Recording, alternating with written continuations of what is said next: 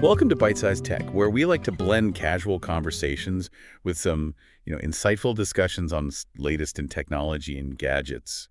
And all things AI this week, it seems like. Yeah, this week we're diving into some pretty mind-blowing developments from AI that can, like understand your phone screen to a historic moon landing by a private company. Yeah, it's incredible. Like, just a few years ago, AI understanding a phone interface was like impossible. And now we have companies like Honor showcasing these AI agents that can actually navigate your apps, like making a restaurant reservation for you.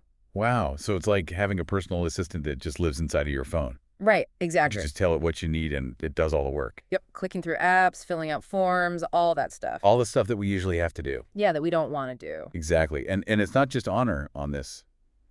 Opera is getting in on the action too, with its browser operator, designed for things like booking tickets and online shopping. Yeah, everyone's jumping on this AI agent bandwagon. I know it's AI is becoming so integrated into our lives. Yeah, but with all this talk about convenience and potential, it's important to remember the potential downsides too. Oh, for sure. Like, giving an AI access to your personal data and online activity raises some serious privacy and security concerns. Oh, absolutely. That is a conversation that we need to be having. While we're on the topic of AI making waves, have you heard about OpenAI's latest model, GPT 4.5? GPT 4.5. Yeah, they nicknamed it Orion, and it's their biggest one yet. Yeah, Orion has been making headlines, but not all of it is positive. Oh, really? Yeah, some users are saying it's too expensive, especially compared to the earlier versions of GPT. Yeah. So, people are kind of like, are the improvements really worth the extra cost? Yeah, the price is definitely raising eyebrows, though. I guess for those ChatGPT Pro users who get early access as part of the research preview, it's not as much of a hurdle for them. Yeah, that's true. But it does seem that we're seeing a trend towards increasingly complex and expensive AI models. Developing and running these things takes serious resources. It really does. Speaking of big names in AI, let's talk about Amazon's Alexa. Oh, yeah. Remember when Alexa could barely understand what you were asking? Huh. Well, they've just announced Alexa Plus, powered by generative AI, the same technology that powers ChatGPT. Oh, wow. So this is a significant move by Amazon. Mm-hmm. Generative AI allows Alexa Plus to understand and respond to you in a much more natural and sophisticated way than before. Yeah. And it's free for Prime members. Oh, wow. And for everyone else, there's a monthly fee. So it's a brilliant way to instantly put a powerful AI assistant into millions of homes. That's really smart. It wasn't that long ago that people were criticizing Amazon for focusing on churning out cheap Alexa hardware instead of actually improving the technology. Yeah, it seems like they've kind of shifted their strategy a bit, Safe. moving away from just market penetration and investing heavily in AI capability. Yeah. So it'll be really interesting to see how this shakes up the competition in the AI assistant landscape. Before we jump to our next topic, I'd love to hear from you, the listener. What AI development has you most excited or maybe a little concerned? Leave us a comment and let us know your thoughts. Yeah, we always love hearing from our listeners. Your insights and perspectives add so much to these deep dives. Absolutely. Okay. Ready for a dose of nostalgia? Let's do it. Microsoft is shutting down Skype Oh. and encouraging users to move over to Teams. Wow. End of an era. Yeah, it's the end of an era, for sure. Skype was a pioneer in online communication, connecting people long before Zoom or Teams even existed. I remember using Skype to video chat with my family while I was studying abroad. The video quality wasn't always great, but it made the distance feel a little less vast. Yeah. Do you have any fond Skype memories? I'm sure I do somewhere back in the recesses of my brain. I bet our listeners do too. Oh, yeah, absolutely. Those early internet communication memories. Yeah. They're stuck with us. Yeah, it's fascinating how technology has had a personal impact on our lives. It really is. Speaking of groundbreaking technology, let's shift gears to space exploration. Okay. Firefly Aerospace. A private company just landed their Blue Ghost lander on the moon. Wow, that is monumental. I know, it's incredible. So while other private companies have sent landers to the moon, Firefly Aerospace is the first to successfully land upright on the lunar surface. That's huge. It opens up a whole new world of possibilities for research and development on the moon. Absolutely. The Blue Ghost landed in the Mare Crisium region and will be there for a 2-week mission. It feels like we're on the cusp of a new era in space travel, where private companies are leading the charge. Yeah, and this shift raises some interesting questions, like how will the role of government agencies like NASA change in this new landscape? Right. And what are the implications for international collaborations in space? It's a new frontier, both exciting and a little daunting. Yeah, definitely. This is a time of tremendous opportunity, but we also need to consider the ethical and legal complexities that come with privatized space exploration. So much to consider. So much to consider. Makes you wonder, what does the future hold for private space travel? Like, the success by Firefly Aerospace is a big step. Yeah, it feels like science fiction becoming reality. And it's not just space travel, seeing big changes. Think about Tesla's Cybertruck. The Cybertruck. Yeah, that futuristic angular electric truck. Yeah, the one that looks like it time traveled from a cyberpunk movie. The billionaire investor Ben Horowitz just donated a whole fleet of Cybertrucks to the Las Vegas Metropolitan Police Department. Interesting. So it's not space travel in the literal sense, but it does show how these tech figures like Horowitz are, starting to have an impact on all sorts of areas, even law enforcement. Yeah, I wonder what kind of high-tech crime-fighting gadgets the Cybertrucks will be equipped with. But speaking of billionaires and tech, Karen, former President Donald Trump has been talking about crypto lately. Oh, yeah, he has. He's called for the U.S. to create a Federal Reserve of cryptocurrencies. Federal Reserve. Yeah, specifically mentioning XRP, Solana, Cardano, Bitcoin, and Ethereum. He believes it's a way to make the crypto industry, even more important. Interesting. It definitely got people's attention in the crypto world. The value of those currencies jumped after his statement. And while we're on the topic of crypto, there's another interesting development. The government of the online world, DOGE, decided to lay off their entire tech department. Their entire tech department. Wow. Why is that? Yeah, it was a surprising move. The details aren't entirely clear, but it seems like they're shifting their focus away from developing tech in-house. Okay, so what happens to all those tech workers? Well, this is where it gets really interesting. Mark Cuban, the billionaire investor and tech enthusiast, has said he'd be interested in investing in a consulting company formed by those laid-off DOGE tech workers. Oh, that's interesting. So he sees the potential in that group. Yeah, he clearly sees the potential of that group of skilled workers and wants to capitalize on their talent. Yeah, it'll be interesting to see what they come up with.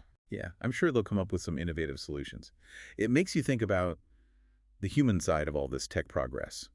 With all this talk about AI, crypto, and billionaires, it's easy to forget about the people whose lives are actually affected by these changes. Yeah, you're right. Like, think about all those Skype users who now have to switch over to Teams. Right. Some of them have been using Skype for years, maybe even decades. It's more than just a piece of software to them. It's part of their digital life. Exactly. And while Teams might be a better platform for work, it doesn't have that same, personal feel or familiar way of doing things that Skype users are used to. Yeah, this situation shows how challenging it can be to keep up with this ever-changing world of technology. We need to consider the needs of all users, not just those who are comfortable with the latest and greatest platforms. It's not just about learning new platforms. It's about having the skills and knowledge to succeed in a world where AI and automation are becoming, more and more common. Remember that article we read about the vanishing middle class of tech? Yeah, that was an interesting one. It basically said that the typical middle-class engineer is becoming less necessary. With AI tools that can write code and automate tasks, companies want engineers who can do the work of multiple people. Wow. This raises an important question for our listeners. How can you stay ahead of the curve and make sure your skills are still valuable in this fast-changing job market? Yeah, that's something we should all be thinking about. Continuously learning, being adaptable, and being willing to learn new technologies are more important than ever. And don't forget about the power of human creativity and critical thinking. Oh, for sure. Those are things that AI, at least for now, can't fully replicate. And speaking of AI and its impact on jobs, OpenAI, the company behind ChatGPT, has been quietly putting money into a bunch of startups through their OpenAI Startup Fund. Oh, really? So they're investing in other companies? Yeah, it's a very strategic move by OpenAI. Yeah. By investing in startups that are creating AI-powered solutions for different industries, they're setting themselves up to shape the future of AI. They're not just investing in any random AI project. They've chosen some really interesting companies to back, like 1X, which makes robots in Norway, and Thrive AI, a health coach startup founded by Ariana Huffington. So they're really targeting specific areas where they see AI having a big impact. Yeah, these investments show us where OpenAI thinks AI has the biggest potential to make a difference in the real world. Interesting. It's like they're betting that AI will change everything from healthcare to robotics to, almost every industry you can think of. The bold vision. It's a bold vision. It'll be fascinating to see how these investments turn out in the next few years. But for all the excitement and potential of AI, there are also growing concerns about its downsides. Oh, yeah, absolutely. We have to be aware of the ethical implications of AI, especially as it becomes, more advanced, more integrated into our lives. One concern is the potential for bias in AI algorithms. Yeah, if AI algorithms are trained on biased data, they can perpetuate and even amplify existing biases in our society. This could have serious consequences, especially in areas like hiring, lending, and even criminal justice. And then there's the whole problem of AI-generated content and how hard it's becoming to tell it apart from something written by a human. Yeah, that's becoming a bigger and bigger problem, especially with these new language models that can write text that sounds almost exactly like a human wrote it. Yeah, it really makes you question what's real anymore, doesn't it? It does. It brings up issues of authenticity, trust, and even what it means to be creative. Yeah, this is definitely something we're going to have to figure out, As AI technology keeps developing, Yeah. we need ways to verify whether content is real, and we need to educate people about, the possibility of misinformation created by AI. And let's not forget about the potential impact of AI on privacy. Absolutely. As AI systems gather and analyze huge amounts of data, it's, super important to make sure that people's privacy is protected and that data is used responsibly. It's a tricky balance. Yeah. We want to use AI for good, but we also need to protect ourselves from its potential harms. Right. We need to be having this conversation now before AI becomes so deeply embedded in our lives that it's too late to make changes. Yeah, it is a lot to think about all these, benefits and risks of AI. But one company that seems to be tackling these issues head on, particularly when it comes to user experience, is Google. Oh, Google for sure. Google's definitely known for pushing the boundaries of technology. What have they been working on lately? Well, I'm curious to hear. Well, they've added some pretty amazing new features to their Gemini AI, including the ability to analyze videos and even like what's on your screen. Imagine like being able to point your phone at something happening live Oh, wow. and ask Gemini to like explain what's going on or who the people are. Oh, that would be incredible. It's like having a real-time information assistant right there in your pocket. Yeah, it really gives you a glimpse into the future, where AI is just seamlessly integrated into our daily lives, constantly feeding us information and insights. Yeah, it's crazy how quickly things are changing. But with all this focus on advanced AI, it sometimes feels like the basic tools we've relied on for years are being left behind. It's true. It's like when you get a shiny new gadget and suddenly all your old reliable tools seem so outdated. Exactly. And that brings us to an interesting contrast in the tech world. Oh. While Google is forging ahead with AI, Apple, the company known for its sleek design and user-friendliness, seems to be kind of lagging behind in the AI race. Apple, really, they're usually on top of things. Surprising reports are suggesting that Apple's AI division is facing some internal challenges and that a truly updated version of Siri might not be available until 2027. Wow, that seems like a long time to wait. I know, especially given how quickly the AI landscape is changing. Right. It seems like Apple is prioritizing stability and a polished product over rushing to release new AI features. Interesting. Only time will tell which approach will be more successful in the long run. Yeah, it is a fascinating comparison. Google, the innovator, constantly pushing the limits, and Apple, the perfectionist, taking a more measured approach. Yeah, and it's not just a difference in their approach to AI, it's a difference in their business models, too. Google, with its massive advertising network, has more room to experiment. Apple, on the other hand, relies heavily on hardware sales and needs to make sure that its products are, top-notch and reliable. And speaking of reliability, remember the early days of Skype, when calls would drop constantly and the video quality was, well, less than ideal? Oh, I try to block those memories out. I know, it's amazing how much progress we've made since then. Oh, it's night and day. But even with all the advancements, there's something to be said for the simplicity and user-friendliness of those early tools. Oh, for sure. There's definitely a sense of nostalgia for those simpler times. Yeah. It reminds us of how far we've come, but it's important to find a balance between nostalgia and looking ahead to the future. Right, we can't get stuck in the past. You can't afford to get stuck in the past. We got to keep moving forward. Absolutely, we need to embrace the future, even with all its uncertainties. And that's a great point to end on. The future of technology is full of possibilities, both exciting and challenging, and it's up to all of us to have these conversations, to ask tough questions, and to help shape the future we want to see. Well said. So as we wrap up this deep dive into the latest tech developments, We'd love to leave you with a few things to think about. What tech innovation has you most excited? What concerns do you have about the future of AI?